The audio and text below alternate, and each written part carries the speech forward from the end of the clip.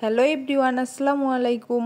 কাছে এবং দূরে যে যেখান থেকেই আমার ভিডিওটি দেখছেন সবাইকে জানাই অনেক অভিনন্দন। আজকে আমি বানাবো আলু পুরি। এর জন্য আমি বেশ খানিকটা পরিমাণে আটা নিয়েছি এবং তার মধ্যে কিছুটা সয়াবিন তেল এবং লবণ দিয়ে মাখিয়ে নিলাম।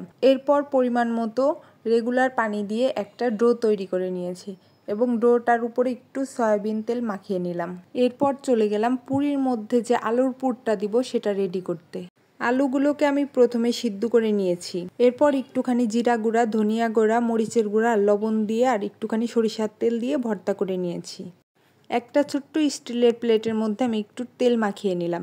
এরপর আটাটা হাত দিয়ে গোল করে তার মধ্যে আলুর পুরটা দিয়ে দিলাম। এরপর হাত দিয়ে কিছুটা গোল করে নিয়ে তেল মাখানো স্টিলের প্লেটের মধ্যে দিয়ে চেপে চেপে পুরি আকারে শেপ দিয়ে নিলাম। একসাথে আমি দুইটা করে নিয়েছি, কারণ একসাথে অনেক বেশি করলে আবার নষ্ট হয়ে যাবে।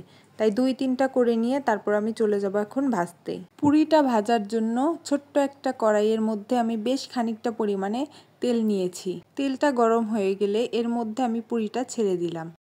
প্রথমবার আমি যে পুরিটা দিয়েছিলাম সেটা ফুলে ওঠেনি, তবুও অনেক ভালো লাগছিল যে আমি বানাতে পেরেছি। তারপর এটাকে আমি ভালোভাবে ভেজে উঠিয়ে নিয়েছি এবং আরেকটা চুলাতে দিয়ে দিলাম। মাশাআল্লাহ, দ্বিতীয়বার যে পুরিটা দিয়েছি তেলের মধ্যে সেটা কতটা সুন্দরভাবে ফুলে উঠেছে।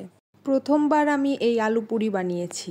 সবাইকে অনেক ধন্যবাদ আমার ভিডিওটি দেখার জন্য। আল্লাহ হাফেজ।